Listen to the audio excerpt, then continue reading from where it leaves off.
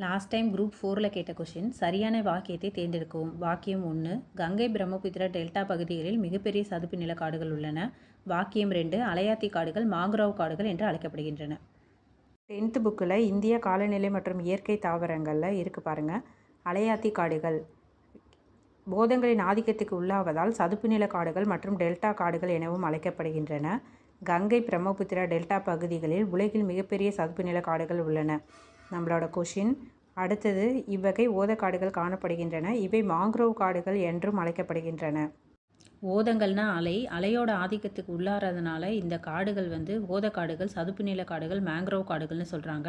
இந்த தாவரங்கள் எல்லாம் ஊர்ப்பு தன்மையுடைய நீரில் வளரக்கூடியது.